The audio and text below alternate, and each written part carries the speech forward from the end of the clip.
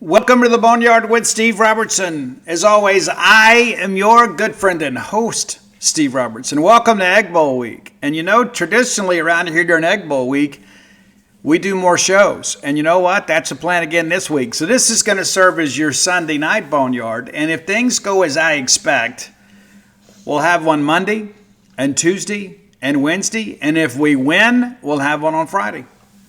How about that? If we lose, maybe we'll do it Saturday. I don't know. Well, this depends on how much I want to watch college football on Saturday. If we lose, I may not feel like talking. But it's going to be a busy week. Now, I'm not going to give you 90 minutes every show. We'll probably go an hour, 10 or so. But nevertheless, I thought we'd give you that programming note. I know many of you longtime listeners have thought, hey, I wonder if Steve's going to give us like some bonus shows this week. Well, yeah, we are. We are going to do that. Let's go ahead and jump right into it. Let's thank our friends at Bulldog Burger Company, longtime sponsors of this show. We love Bulldog Burger Company. We love them. We do. We're very thankful for them, especially this week of all weeks. Very thankful for the fine folks at Bulldog Burger Company. And looking forward to taking one of their prized employees with me back home to South Mississippi for Thanksgiving with Mom. How about that? Yeah. So excited about that. You need to get into Bulldog Burger Company this week before you get into Turkey Day, okay? And maybe this is a good week to prepare yourself for the feast. Maybe the BLT salad is the way to go, maybe a couple times this week, right? Maybe start watching your calories a little bit so when Thursday gets here, you can splurge a little bit. You owe it to yourself to enjoy the holidays. You got to eat responsibly. But on Thanksgiving, all of it kind of goes out the window, right? I mean, let's just be honest about that. So just like a great runner that begins like the taper before a marathon, maybe the BLT salad is the way to go. Now, some of you would be like, you know, Steve, I don't care. I'm just going to eat like I normally do, and I'm going to enjoy Thanksgiving. You know what? That's great too.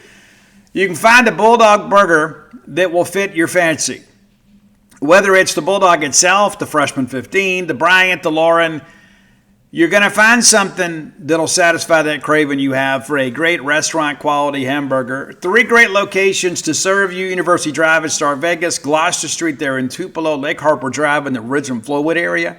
Have the spring rolls as your appetizer. They'll make you and everybody around you better looking. It's true. It's true. Trust the science, as they say. It's true. And get that chocolate shake to go. You can ride that ride home with a smile. Bulldog Burger Company, the place where people go to meet, M-E-A-T. Okay, before we get in our Egg Bowl coverage, and I've tried to decide like how much I'm gonna ride a bunch this week because I want to give my guys some time off on Thursday, so I'll do some extra riding to kind of lighten the workload. We don't take a lot of time off. I can't speak for everybody else, you know, but we don't take a lot of time off. You know, we do over at least 10 stories a day. Did 10 today, did 10 yesterday.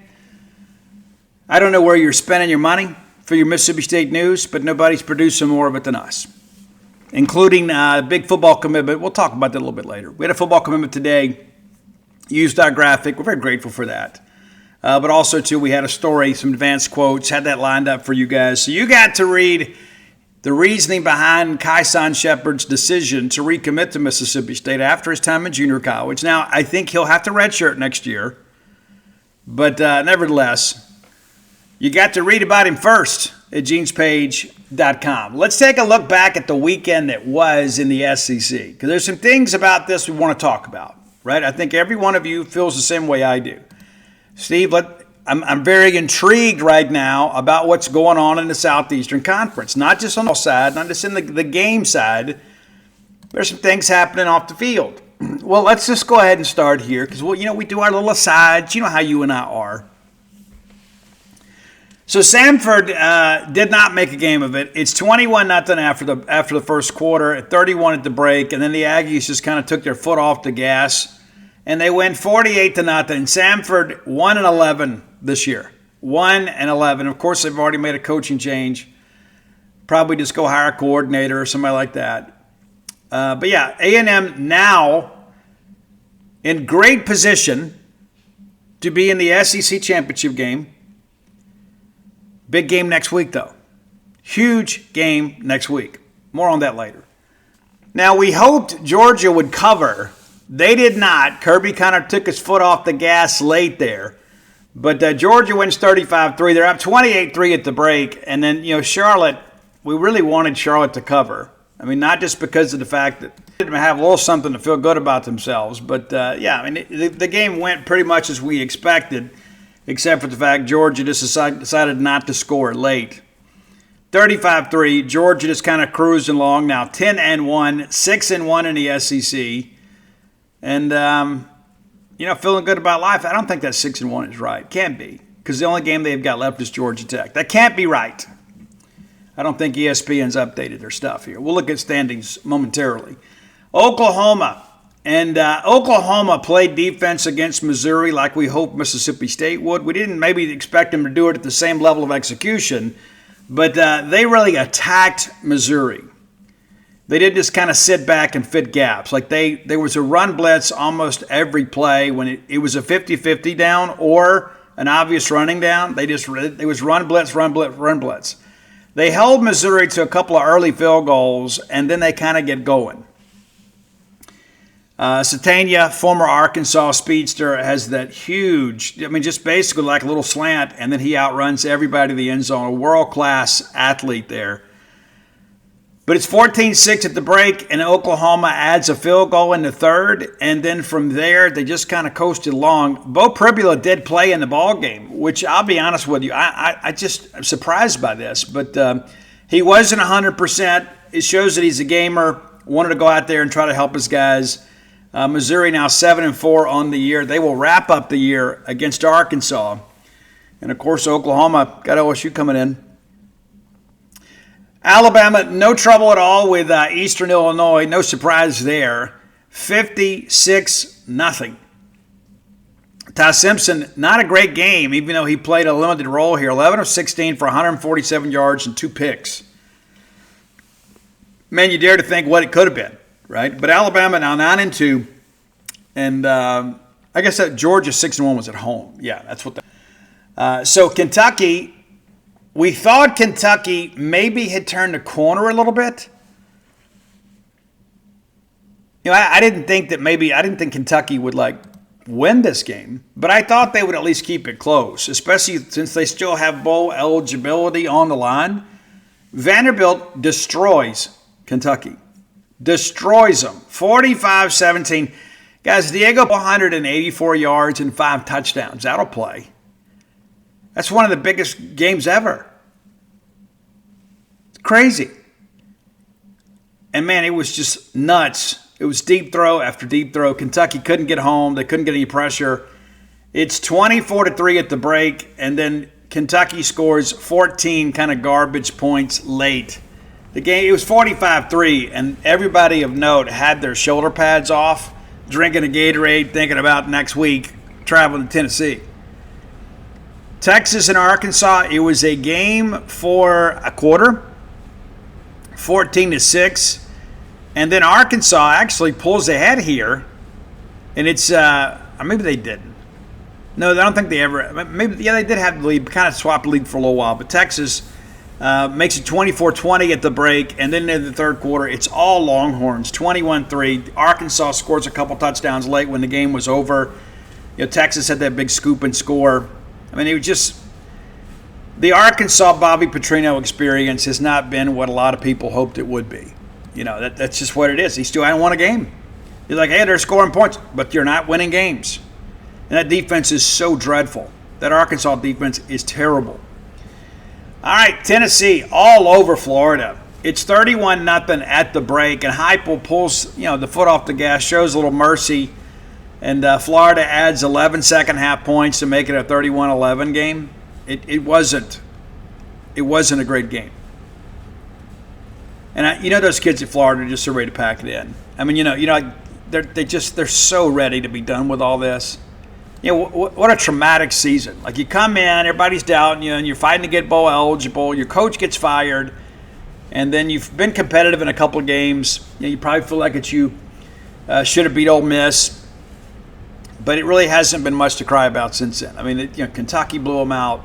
Tennessee blows them out. Florida will take on Florida State, who is now elected to keep Mike Norvell for another year. Not many Seminole fans are happy about that, but when you begin to think about the climate in which people are having to hire coaches right now, it may be good for Florida State to sit this one out. Next year, they could be the biggest job coming available. Could be. I thought Mercer would make this a game for a while. They did for a quarter. 14-14 against Auburn, and then Auburn makes some adjustments in the second quarter and gets separation. It's 35-17 at the break, and then it's all Tigers in the second half. 27 unanswered in the second half to win 62-17. Deuce Knight, 15 of 20 for 239 yards and 2 touchdowns. Also had a big day on the ground running the football. So Auburn 5-6 with a chance to get bowl eligible in the Iron Bowl. More on that later too. Coastal Carolina, disappointed in these guys. I really thought Coastal would come out and at least cover. I didn't know that they could win, but I thought they could cover.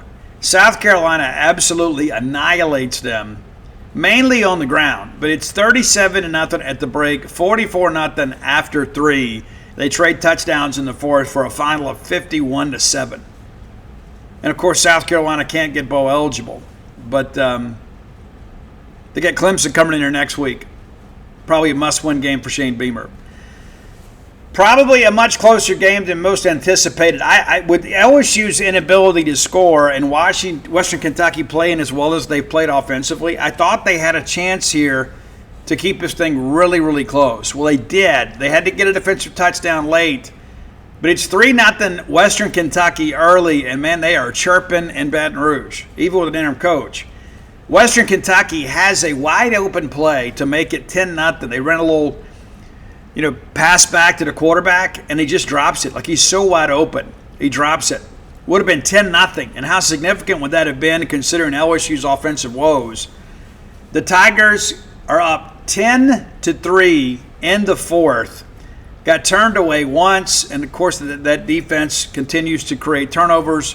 Kind of kept them in the game. They finally get another field goal to make it a 2-score game. And it's 13-3, and everybody's chanting, we want Kiffin, we want Kiffin. And then lo and behold, a fumble is scooped up in return for a touchdown with about a minute to go for Western to make it 13-10. The onside kick is covered by LSU, and they get in a victory formation. Michael Van Buren did not have a good game. 25 of 42, 202 yards, 1 touchdown. And I don't remember how many times he got sacked, but, man, it felt like that this guy had no feel for the game of football. And I think a lot of it, too, I think offensively they're asking him to be a lot more quarterback-centric. There's probably a lot more decision-making process in that offense. We have some of that stuff, too, but it's a different brand of offense. It'll be interesting to see what they do going forward. So LSU wins 13-10. They don't cover. We did pick Western Kentucky to cover. I think in the end we end up going 7-3. I think that's right. Charlotte was one that let us down, and Kentucky, but and Coastal. That's our three misses there. But let's take a quick look ahead at the at next weekend, rivalry week. It's already underway. For us, we're already in rivalry week because the game's on Friday. Of course, Egg Bowl. We'll talk about it all week. The line opened up at like 10.5. It's now 7.5. And you know as well as I do, a lot of that is a byproduct of all the Lane Kiffin circus.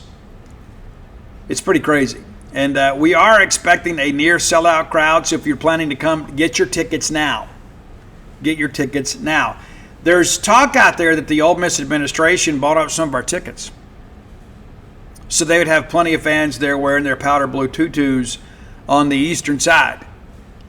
So, again, they're thinking, hey, we're going to clinch a playoff spot at Mississippi State. We want a bunch of our fans to be there. Hey, we'll take the money, but we'd rather have had Bulldogs there. And that brings us to another conversation.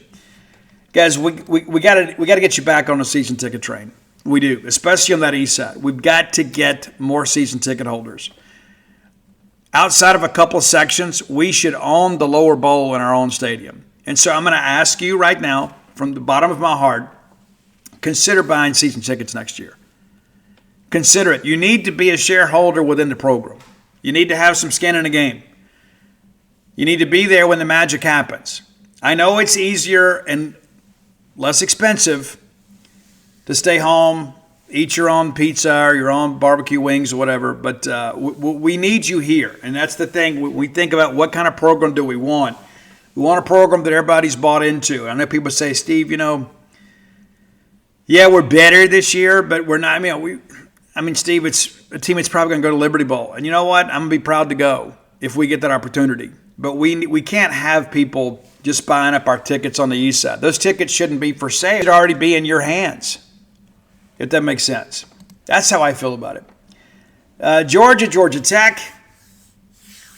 Yeah, this is going to be an interesting game. They're going to play the game in Atlanta at Mercedes-Benz Stadium. A lot of Georgia fans will be there.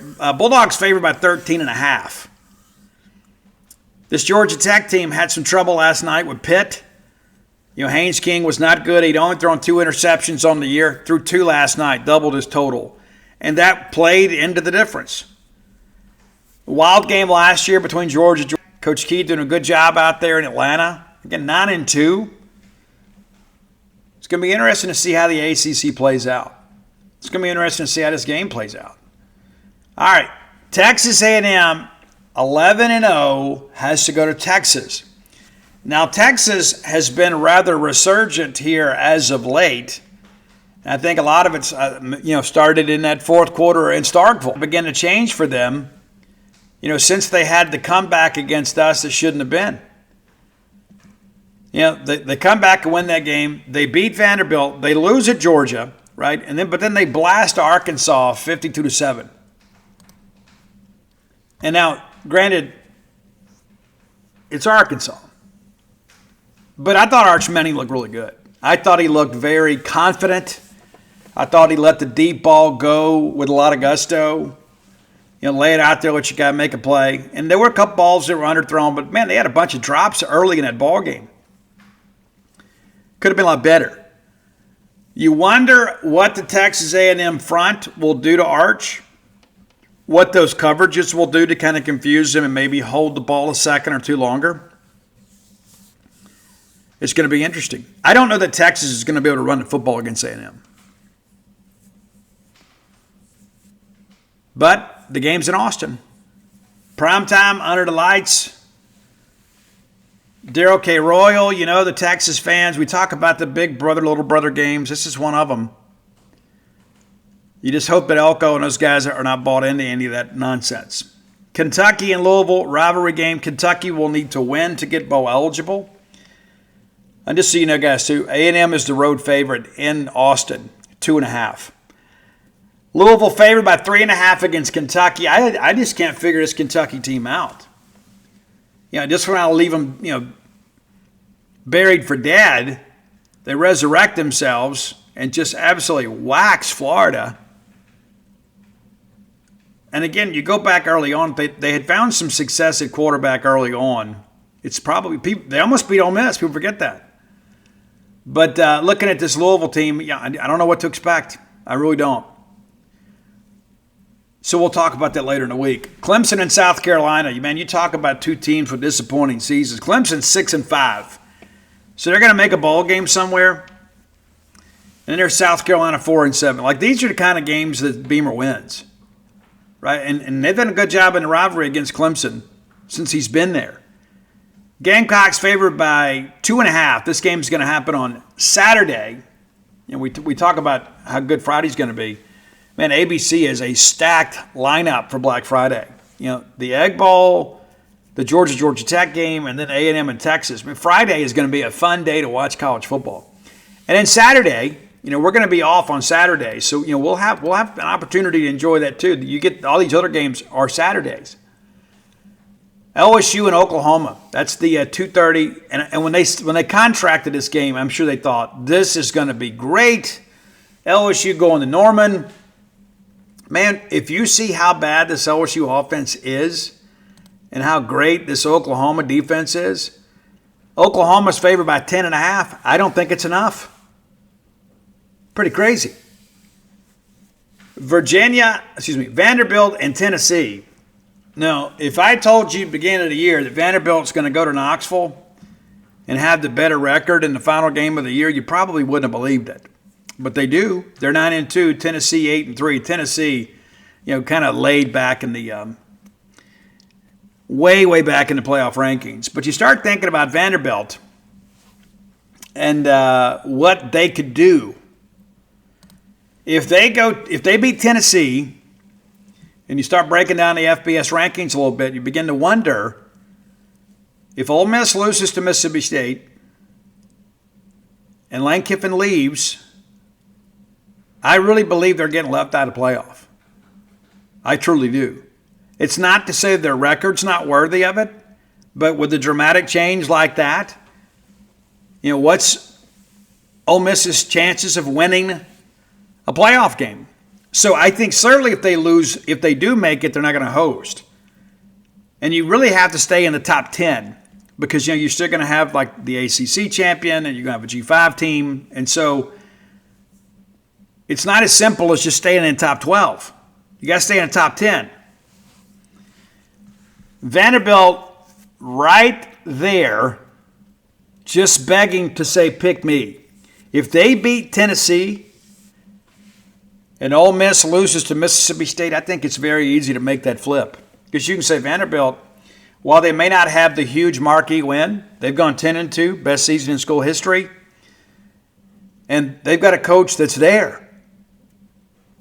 They got a lot of juice. They'll sell out tickets. Missouri and Arkansas. That's your 2:30 game. And, man, can you imagine, like SEC Network's doing this one. Missouri, the road favorite at 2.5. As bad as that Arkansas run defense has been much of the year, they kind of changed a few things up, but people have kind of figured them out now. That's what it takes, a couple of games on tape, and people kind of know how to attack you. That Missouri running game just couldn't get going against Oklahoma. They will get going against Arkansas. So Missouri favored by 2.5 in the hog pen. And can Bobby Petrino finish this thing over? It would almost be poetic justice, to be quite honest with you. After all the things that happened with Petrino before, he comes back, and it goes to show you how desperate they were to win, to let him come back as the OC, and then they give him a chance to be the interim, and he really wanted the job, and to go over the rest of the year. I guess it'd be 0-8. I think that's a real possibility, Bobby. Florida State at Florida. Florida favored by 2.5 at home, despite the fact Florida State's won a couple more games. Of course, bowl eligibility on the line for the Seminoles. And maybe that's all you need to fire up Florida.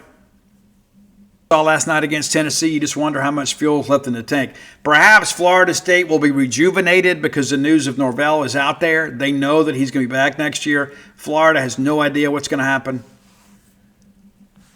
And what's interesting is John Sumrall from Tulane, formerly of Troy, who was also a candidate for the Mississippi State job when we hired Jeff Levy,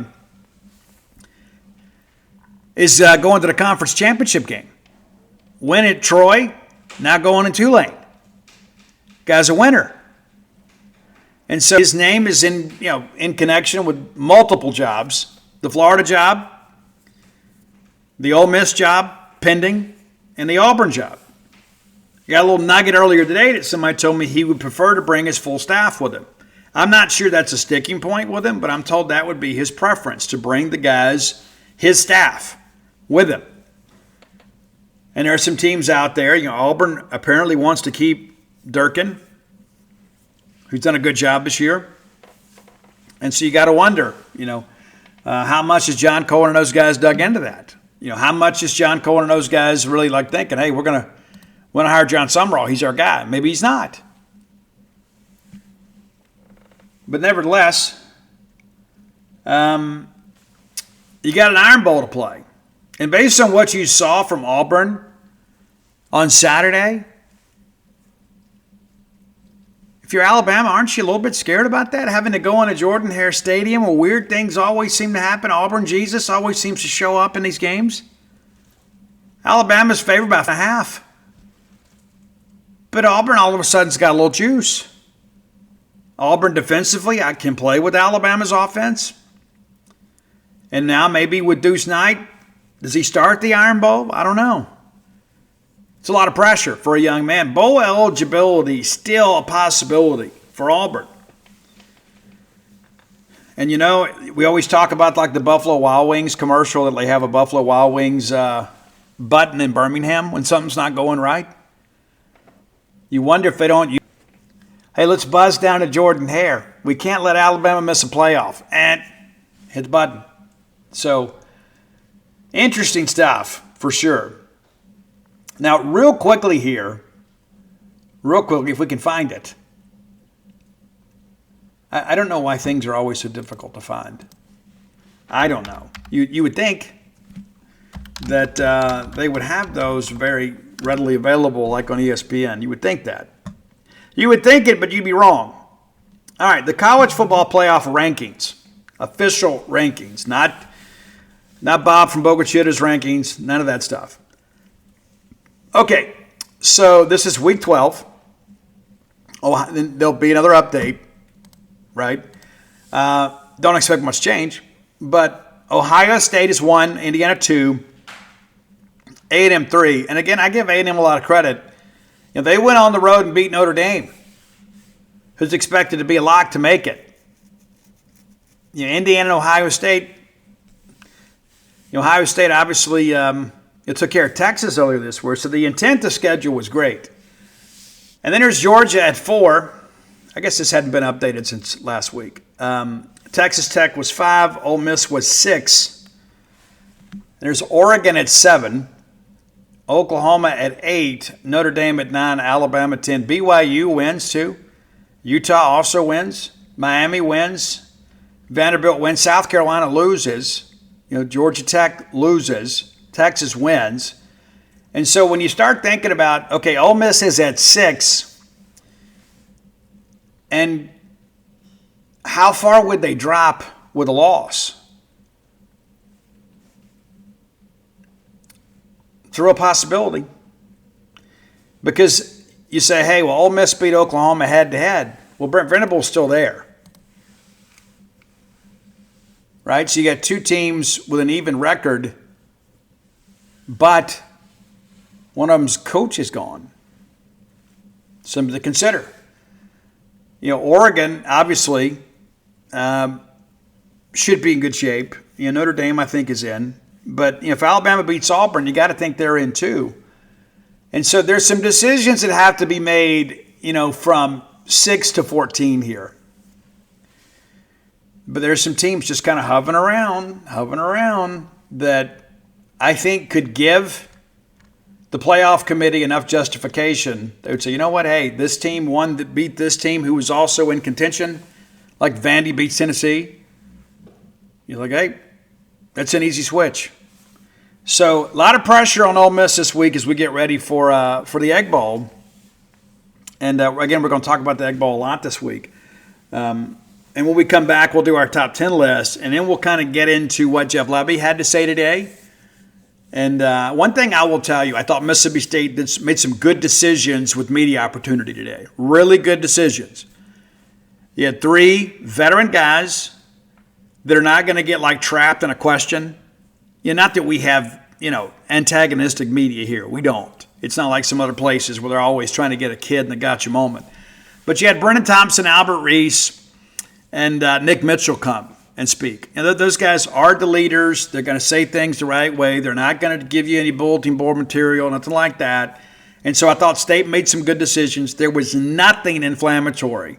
Other than like Brennan Thompson saying, all I know is that we hate them, right? Well, I mean, they're going to say the same thing. I think Ole Miss having their media availability on Monday. We'll be covering that as well. But good decisions by Brandon Langlois from Mississippi State. And maybe it was Jeff Lebby had a say in it too, but to get some guys that are veteran guys that are seniors who'll be going through senior day, to have them go out there and speak and address the media in reference to the Egg Bowl. And so again, you get through this thing and there's nothing to really sink your teeth into. There's nothing to motivate the other team. I think that's very, very important this time of year. All right, time for your close with Blair Player of the Day. Yeah, we know Blair well. If you don't, you should. And at some point, you may need to know him better. You may need to be on a first-name basis with Blair. So let me give you his phone number, 601-500-2344. 601 500-2344. Now, save that in your phone as Mortgage Guy. You may forget the name, but you will know it when you need it, right? Just put Mortgage Guy. Because at some point, life's going to throw you a curveball, or maybe you get ready to plant some roots somewhere. He's licensed to practice in multiple states. It's not just a Mississippi thing. And maybe you're looking for that game day condo. It could be more affordable than you think. So whether you're looking for your first home, your next home, or your retirement home, Blair Chandler is the name to know. Be sure to hit him up today. Visit his website, closewithblair.com. Okay, we're going to go with our player of the day is Isaac Smith. Now, Isaac Smith, of course, didn't play against Missouri. We missed him. Could be his last game in maroon and white. Now, he shared with me he'll either be back at Mississippi State next year or he'll be in the pros. One of the two. Not going to be any portals things for Isaac. He loves it here. He has become an institution here. But we need a healthy Isaac Smith, I think, to win this game. I do expect him to play. I think when the availability report comes out on Tuesday for us, he'll be listed as probable. But I do expect him to play. And we need him to play at a high level. That's why he is your Close with Blair player of the day.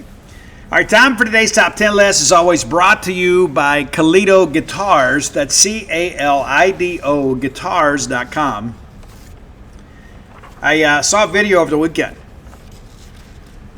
And Billy Sheehan and Steve Vai, who were in the David Lee Roth band to start, they were on the Eat 'em and Smile album. And I think Billy did Skyscraper too, I think.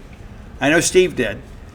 But Steve Vai was playing my guitar. Not my personal one, but the same model. The one that I got from Calido Guitars. You need to find your own favorite guitarist and buy their signature model from Calido Guitars. Whether you're looking for an electric guitar, an acoustic, or a classical guitar, you can find it there. They're guitar people too.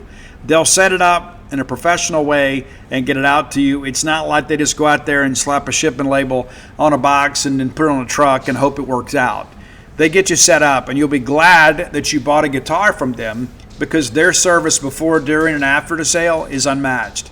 They specialize in guitars, but they carry other stringed instruments too. So if you need a gig bag, you need a case, strings, any accessories, this is your guitar shop. You can visit them in Lake Jackson, Texas next time you're in the greater Houston area and bring a guitar home with you. Yeah, it's true. But I'm going to give you a promo code that you can use in person, online, or over the phone. It's BSR. You know it well. Beautiful Steve Robertson. That gets you a 10% discount off the already low price. That gets you free shipping. That gets you no sales tax unless you live in the state of Texas. And they're going to make a 5% donation to the Bulldog Excellence Fund. You simply cannot go wrong. It is a win-win-win for everybody involved. They win, you win, and Mississippi State wins. And when Mississippi State wins, we all win again, right? So you just can't go wrong by doing right.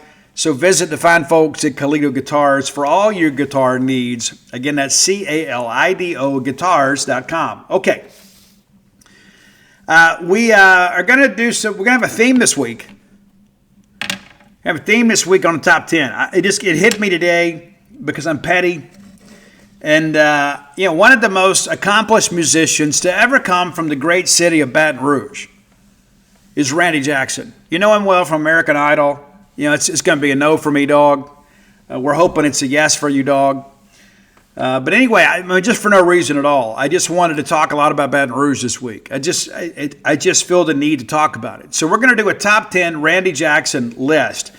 Now, you got a couple of covers kind of mixed in here, and there's going to be some surprises for you too.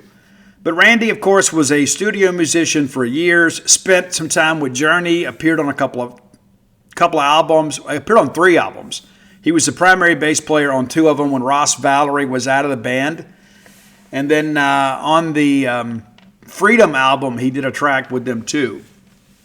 So a lot of Journey involved in this list. And we're going to start with that track from the Freedom album with Arnel Pineda as the singer. It's a track called After the Fall. And I think it's one that you're going to enjoy. But it's the long contribution from Randy to that album. Randy, of course, has played on tons of top 40 and R&B and soul albums and things like that. So, he's a very accomplished musician. even well before he became a host on American Idol. Number 9, the Christian metal band Stryper. You weren't sure what to make of them, but they did another album called Against the Law. Didn't wear the black and gold stuff, and a lot of Christian music fans were disappointed. Well, they're calling this Against the Law. They're going secular. Really wasn't the case. That song, Lady, is amazing, though. If you like a great power ballad, I love that song. I remember, and she's gone now, God rest her soul. I dated a homecoming queen from Bassfield for a while, and I remember leaving Bassfield, Mississippi, and driving home to Columbia listening to that song because I wanted her to be my girlfriend so bad. But on that album, they also covered Earth, Wind & Fire's Shining Star, and Randy Jackson played bass on that in place of Tim Gaines. I don't know why they used Randy, maybe just because of the fact that he was more familiar with the genre, but Tim didn't play on that song, played on the rest, but didn't play on that one. So Randy Jackson, the bass player on Stryper's version of Shining Star. Number 8, kind of sticking with some R&B here, he did a lot of work with Aretha Franklin. On the Keith Richards cover with Aretha of Jumpin' Jack Flash, Randy played bass on that. But some more work with Aretha, too. He played bass on the great Aretha Franklin song, Freeway of Love. Awesome. Raised on Radio is a great Journey album. A great one. Maybe the last great one from Journey. There's some good ones. That may be the last great one. And there's a great track off that album called Be Good to Yourself. You know it well. From the same album, number 6 on your list, it's I'll Be All Right Without You. And if you listen to the vocals, especially if you listen to the live album, you can really hear Randy on the chorus singing there. But I'll Be All Right Without You, number 6. Now, the number 5 album, Randy played on a couple of Richard Marx albums, but he played on the Repeat Offender album, which I think may be the stronger of the Richard Marx albums.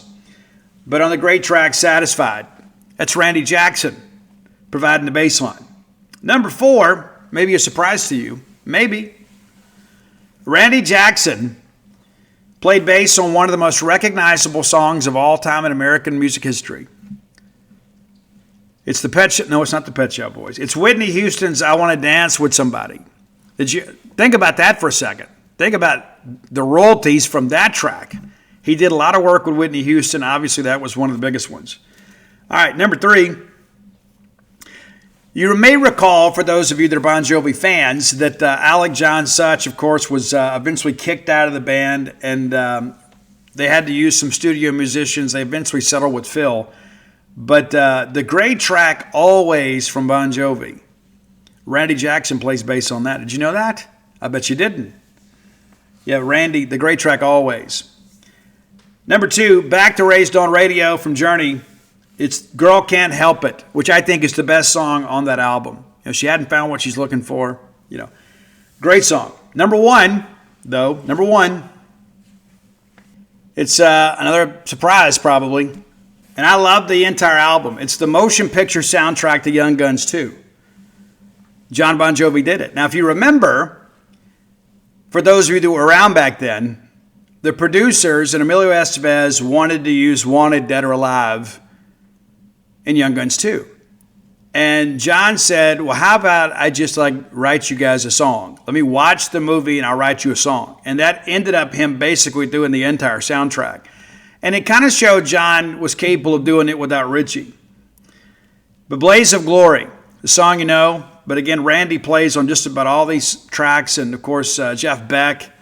But it's Blaze of Glory, Young Guns 3 being filmed right now out there in New Mexico. I know the way out there. Maybe I should go be an extra. It'd be fun. And so when John Bon Jovi, he had one minor request, Guns 2 soundtrack, is he told him he wanted to be in the movie. And John makes a cameo appearance when Doc Scurlock is down in the pig slop when they're all rounding up the regulators. And they have the riot, and John Bon Jovi gets killed. But anyway, so John does make an appearance. His face is very recognizable. And it was supposedly a lynch mob coming to get Scurlock. And then when him and Chavez are down there, and they open it up, and they actually rescue them. And then as they're leaving town, the real lynch mob shows up. But I can't wait for Young Guns 3 to come out. And Christian Slater is in it. And, of course, Lou Diamond Phillips. And supposedly Kiefer Sutherland is going to make a cameo appearance. They haven't said if he's going to be a full member of the cast. I don't think so. But Arkansas Dave Rudabaugh will be back. Of course, Chavez and Billy the Kid himself. So we look forward to that. But if you have ideas for the top 10 list, reach out and let us know. Best way to do that is to hit up Roy Samanti on X at Dogmatic67, DAWGMATIC67. And you can find me on all forms of social media at Scout Steve R. If you're a Spotify listener, we can make your life and listening a lot easier. Just go follow Roy on Spotify, and our great list will just auto-populate for you. You know how it works. Next segment of the show brought to you by Campus Bookmart, a Starkvillian institution. We love Campus Bookmart. We have for a long time. Why do we love them? Because they have what we want. Simple as that. They have what we want. What do we want? More Mississippi State merchandise. Now, Mom, you got about a month for Christmas.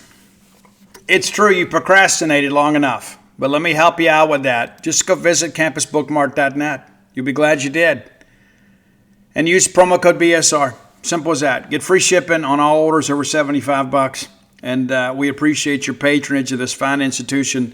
If you need a diploma frame, and the chances are you do, you may have an upcoming Mississippi State graduate in your life, be thinking about that. It is a very timeless and thoughtful gift.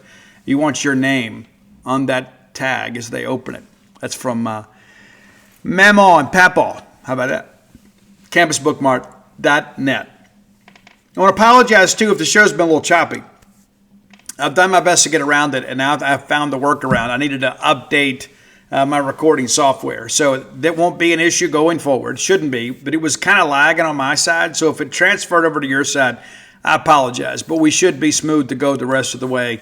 I just updated on my computer stuff. Everything seemed to be fine, but apparently the mix pad itself was having some issues with the new update. So we've gotten that fixed. Okay, let's go back and talk a little bit about the men's basketball debacle. And listen, for those of you that were like overly concerned after Iowa State, maybe you were right, and maybe I was wrong.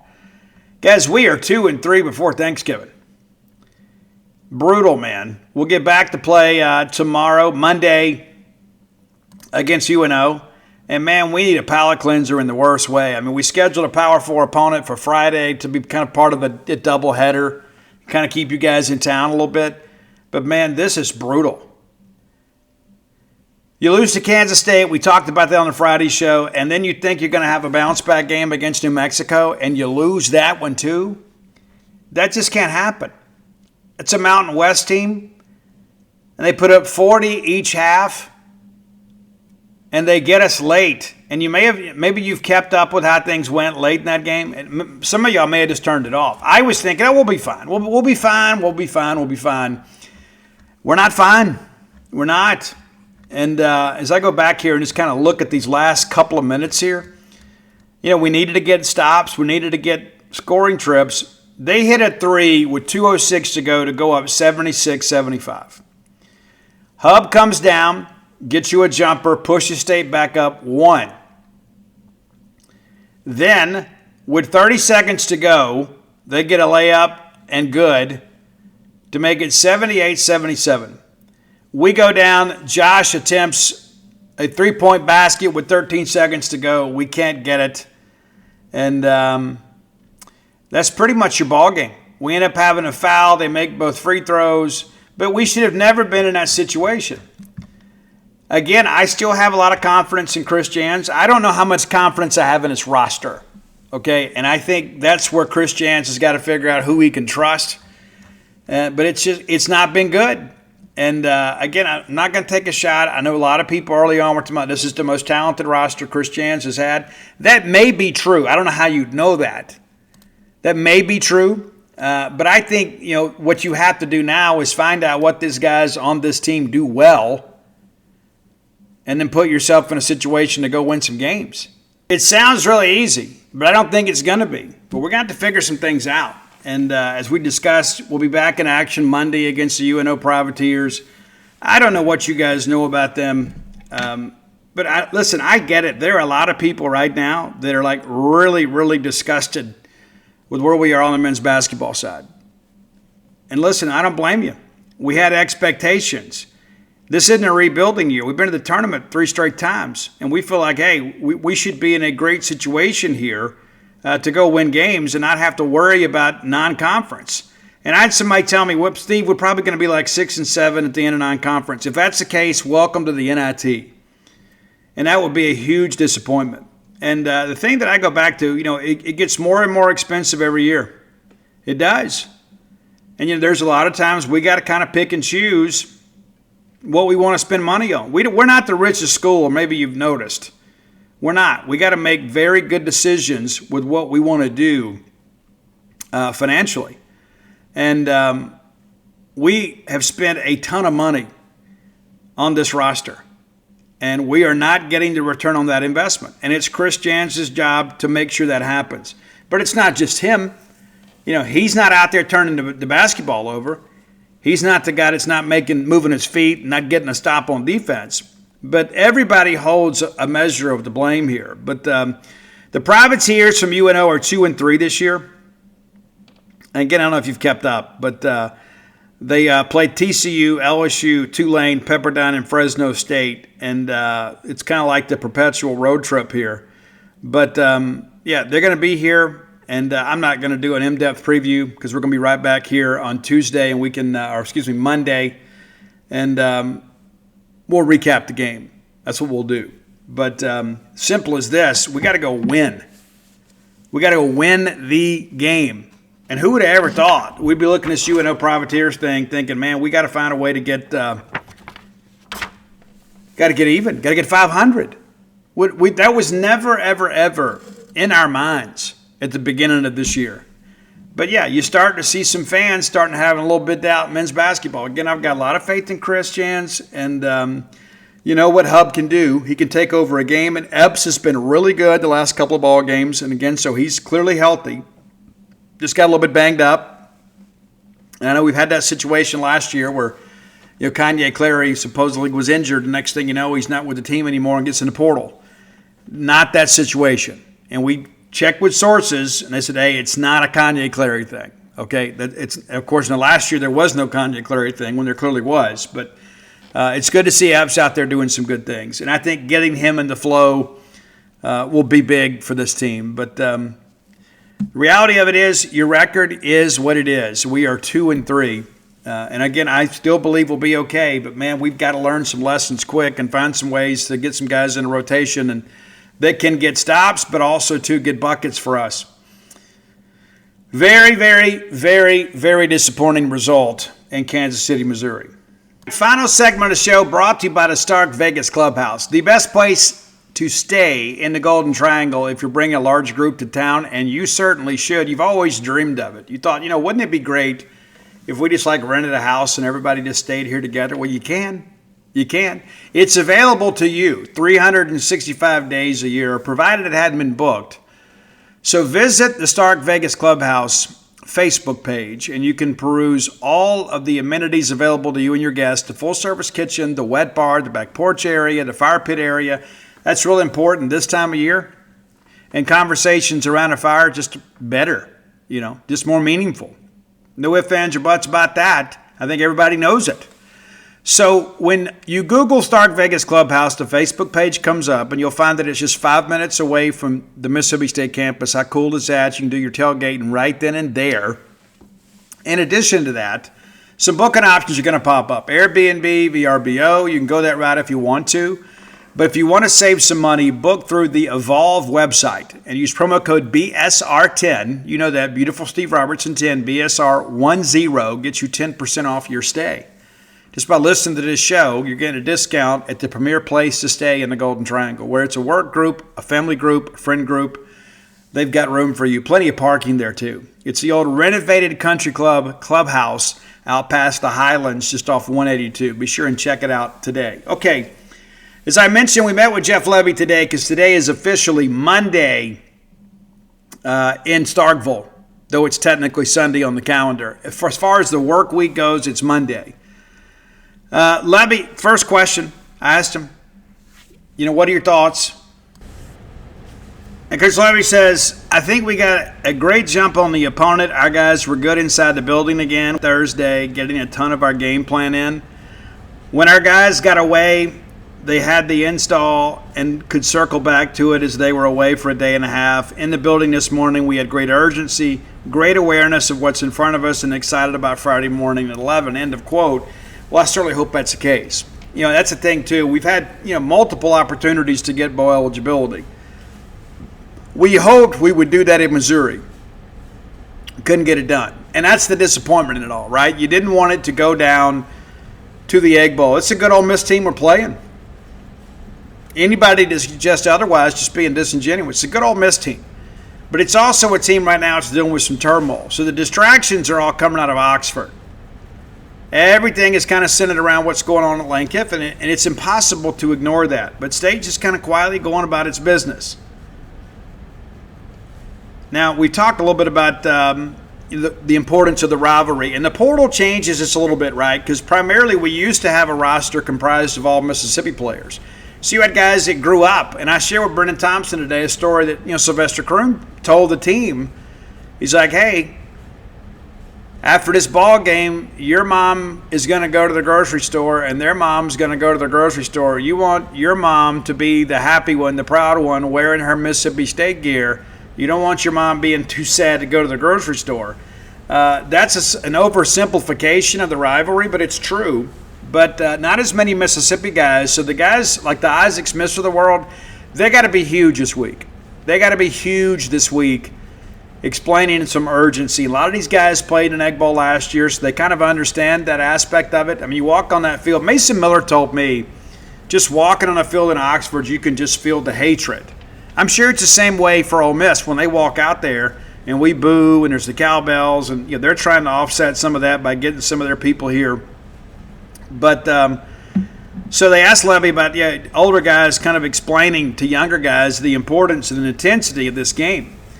And Leb says, we have a bunch of staff members that played here and played in this game. They know what it's all about.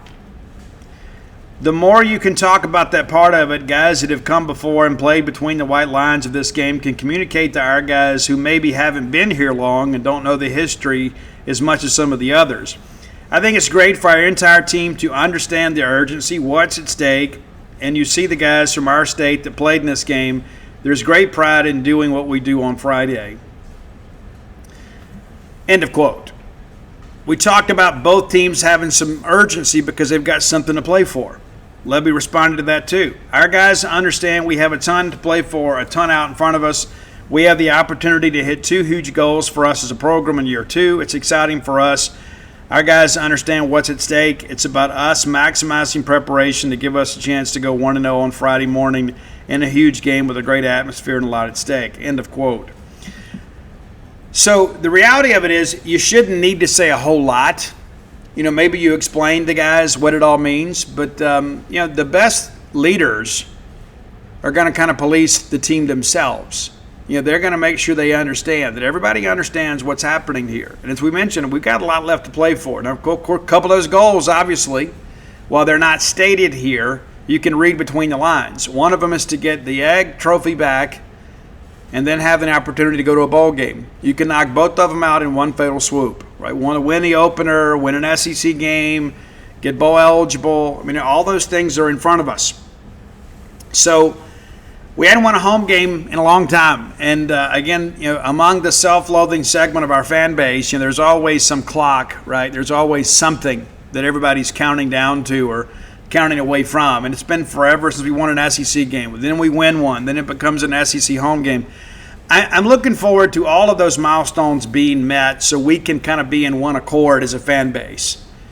Because we do have some people that are only happy when it rains. And so I want some sunny days ahead. We'll pump some sunshine if we have to. But we got to win this game. We have to win this game. And I read Neil McCready's column earlier today, and he talked about how important it is for Ole Miss to win this game. And certainly it is. And with this circus you have too, like if you're Lane Kiffin, after what you've put that fan base through, you've got to win this game. Now, I was on a podcast earlier that will air later this week, and an Ole Miss media person was on in front of me. I don't know who the person was. We're talking about, it's not going to impact the team. Guys, that is such a naive way of thinking. Now, Ole Miss may come out loaded for bear, right? I mean, they're a very capable team. But to suggest that this is not going to be a distraction to Ole Miss, I think is a little bit Pollyannish. Now, is it going to be enough of a distraction that we win the game? Do they come out and maybe perhaps they're not at their best? Maybe. I don't know. We've been in a situation before with Florida, except that was going to be a firing. And we lost the football game. We should have won it, but we lost a football game. So we get a second crack at that. Now, of course, Lane Kiffin could come out tomorrow and say, hey, enough of this. I'm just going to stay here. He could. I don't think he will. And I think the fact that Keith Carter made that statement on Friday, that basically they weren't going to have another statement about Lane Kiffin's future at Ole Miss until Saturday after the Egg Bowl. If they had good news to report, they would have reported it. Now, it may be a situation where good news is coming, but I don't know why you make that statement at all. I think it was a mistake because it has demoralized their fan base. I mean, you've already got media members throwing up hot boards for potential replacements for Lane Kiffin, right? And so if you're an Ole Miss fan, it's like, why are they? I mean, he hadn't even gone yet. And there's some other Ole Miss people, they're not even media people, that everybody's got a hot take and doing these reels and things like that. Once you watch one of them, it seems like you get 1,000. And I watched one earlier of one of the most delusional people I've ever seen in my life. Maybe trying to suggest, this is 4D chess. Lane Kiffin's just playing with everybody, and it's just driving the price up, and it's going to make Florida and LSU have to make rushed hires or whatever. I can tell you Florida is already vetting other candidates. They are. And if you don't think Keith Carter has already got people on the phone reaching out to agents to see what's available, and of course there's a lot of people that think John Sumrall will have his pick between Auburn and Ole Miss. I was told earlier today that it would be his preference to bring his full staff with him. Now, I understand Auburn would like to keep DJ Durkin. I understand Ole Miss would like to keep Pete Golding. There's no guarantees. But that's something you got to consider. If Florida would let John Sumrall, number one, Florida does a better job than both, okay? And some people that listen to the show won't like that, but it's true. Florida is a better job than Ole Miss and Auburn. If Florida will let him bring his full staff and it's the better job, if Florida wants him, I think John Sumrall's smart to take it. If John Sumrall is not married to his DC, then you get the choice between Auburn, Florida, and Ole Miss, maybe. But that's something I think is some interesting nuggets there. And I had somebody tell me today that's kind of been the hang-up with Auburn, that Auburn was trying to get this thing done prior to the Egg Bowl before Ole Miss had a chance to kind of plant their feet, and that's kind of been a sticking point, that he really wants to bring his full staff. Now, of course, you hear a lot of things when these coaching searches are going on, and to be honest with you, I'm proud not to be covering one. But I get curious like everybody else. You guys want information. I get it. I share it on the message board. It's what I do. Why would I not? It's all anybody's talking about right now. And so, interesting too, I had somebody tell me Matt Campbell is rising and emerging as a real candidate at Arkansas. And that Arkansas is closing in on making a hire sooner rather than later. I can't promise you it's going to be Campbell. But, Matt Campbell was the hottest name in coaching a couple of years ago and turned down a bunch of jobs to stay at Iowa State. And you got to wonder if he's not going to leave now, he's probably going to stay, forever, right? I mean, this is the hiring cycle, right? And some have suggested, too, what if Alabama comes open? Does Lane Kiffin consider Alabama? There's a lot of people at Alabama that don't want Lane Kiffin. It's true. It may not be what you want to hear, but it's true. A lot of people say, it makes sense that Alabama would just hire him, but he burned some bridges there the way that he left. Now, that's not to say there's some people that don't want him, but I think they're largely split. And if you've noticed, Auburn has not been involved at all with Lane Kiffin this go-around.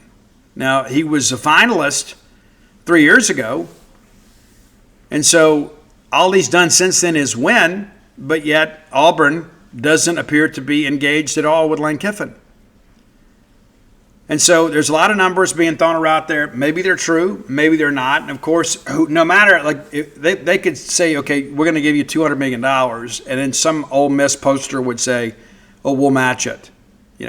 How stupid do you look if he leaves after you've laid the groundwork to say, well, we matched the money, but he left us anyway? Maybe he didn't love Oxford as much as you protested, right? That's important to understand too. And so if you ask me today, Sunday night at 9:09 Central p.m., I think he's leaving. And I think most people at Ole Miss know that he's leaving too. And I would probably trust, of the Ole Miss guys, I would probably trust Neil McCready the most because I don't think Neil's afraid to report bad news. I think there are some other people on the Ole Miss beat that want him to stay so bad they're not going to be very objective. And what happens too, and this is where you have to be careful, you can get tunnel vision. You start reaching out to people that are basically telling you what you want to hear because it reinforces your narrative, just like some big echo chamber. And so I trust Neil McCready will work sources independent of Oxford to kind of find out, which is what I do too. Because if all I ever do is listen to the people in Starkville, I'd only get half the story. You got to get on the phone. You got to talk to people around the industry. You got to talk to people in agent circles. You got to talk to assistant coaches that you have relationships with. All of that is important. And you compare notes. And then you make the circle again. And so Neil McCready, of course, now part of the 247 Sports Network. If you're a subscriber to genespage.com, you get to read what they're reporting and what they're saying on their message board as part of your subscription. I don't know if you knew that. So, and I'm glad that we have both legacy brands kind of together on the two market leaders on the same network. I think that's good for both of us. And as we find out things, we share them. I think that's important to understand too, that it's not just the great content that we provide at Mississippi State, but 247 Sports among the SEC has so many of the market leaders. So you get the benefit of their reporting as well. All right, we're going to wrap this show, but we're going to be back tomorrow night, back Tuesday night, or maybe Tuesday, and then we'll be back Wednesday. So you'll have plenty of Egg Bowl type coverage to listen to. We'll be more Egg Bowl centric the rest of the week. We needed to get there our weekend wrap up, and we'll talk mainly about the Egg Bowl.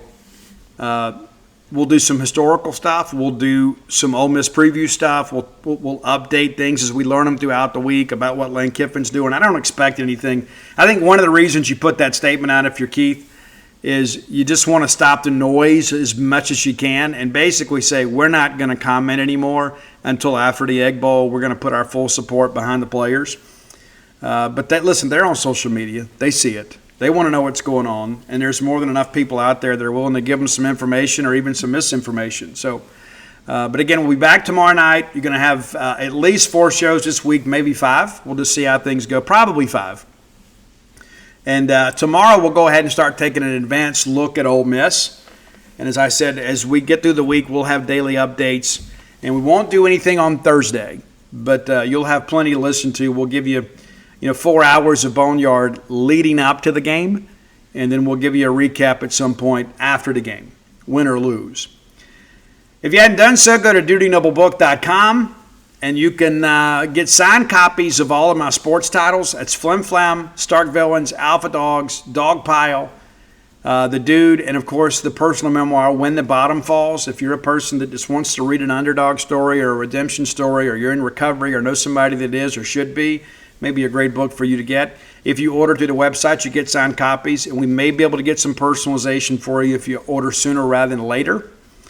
And come float with us at True West Floats by Starkville. You can buy a package now where you get 2 floats at a discounted price. Dial 662-268-7601. You can speak directly to my wife, Dana. It's also a great gift. Got a lot of people that got the Mother's Day package that had a float or 2 left, and they're coming back now. It's been really busy last couple of weeks, and we appreciate that. But Dana's an RN, so she can answer any questions you may have on the medical side of things. And there's some things maybe you want to talk to your doctor about. I don't know. But floating is a very stress-free experience. It has changed my life. I'm going to float on Monday. I told you I've been having some elbow pain, and floated and made a conscious effort to kind of position my arm where it stayed submerged in that Epsom salt. I feel remarkably better. I'm going to go back tomorrow and see if we can't knock out the last. I'm probably 85% right now, maybe 80. And there were some days that I couldn't even grip to shake somebody's hand. It was just painful to do that. I just kind of gutted my way through it. But I feel so much better now. If you're a person that's got aches and pains or perhaps chronic anxiety or you just need a break, True Rest Flow Spa is for you. 662-268-7601. We may be able to help you. We've helped many others. And come join us over at genespage.com. So much fun this time of year. And it's so great that there's chaos in college football, and we are not part of the chaos.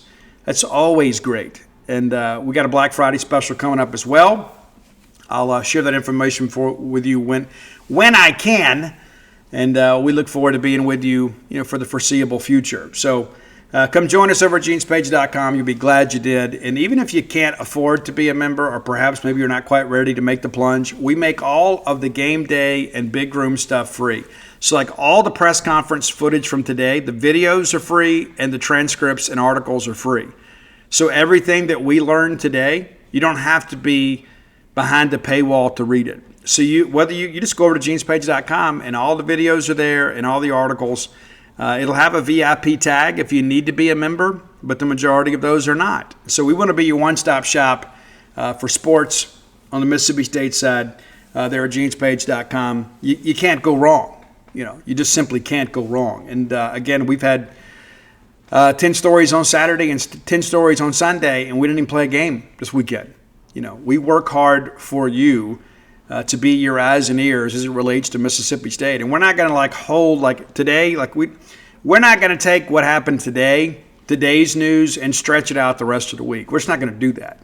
Because by the time we write that story on Thursday, you've already read those same quotes like in the Clarion Ledger or somewhere else. So we get today's news up today, and we'll have full coverage of Monday night's basketball game, bring you post-game coverage, all that good stuff for free. Yeah, for free. So come check us out, and we'd love for you to be a member. But even if you're not, we'd love for you to come frequent our site and for all your Mississippi State sporting news and needs. I'm going to get out of here and look forward to talking to you again tomorrow. And maybe we'll get an earlier start. We'll just kind of see how the day goes. But I wish you guys the best this week and on into Friday, obviously. It is a week for all of us to be thankful and grateful for who and what we have. And that's going to be a big focus of ours this week. As I mentioned, you guys, I have not been home to Columbia, Mississippi for Thanksgiving in over a decade. And a lot of that's because we typically play the Egg Bowl on Thanksgiving night. And so it's difficult to get there and to get back in time to cover the game. And so I've typically just gone down and spent it with my sisters, who I love dearly. But I will miss them this year. But I don't know how much longer my parents are going to live. My stepdad and mom are getting up in age. They don't get around as well. And so me and Dana and our youngest, Ian, will make the trip down there. Mia's going to stay in Harvard for Thanksgiving. And everybody else will be scattered. I know all my kids have had a Friendsgiving already. Ian told me he made an apple pie. It makes me proud. But I hope that you can enjoy your family this week. And if you're estranged from your family for one reason or another, forgive, forgive, forgive. Life is short. Death is certain. You shouldn't have beef with people that love you or should love you. And there's just so few things in life that should provide distance between you and the people you love. And so I, again, encourage you, forgive, forgive, forgive. All right, that's it for today. Until next time, let's all live our lives in a way we make more friends than enemies, and people can see a difference in the way we live.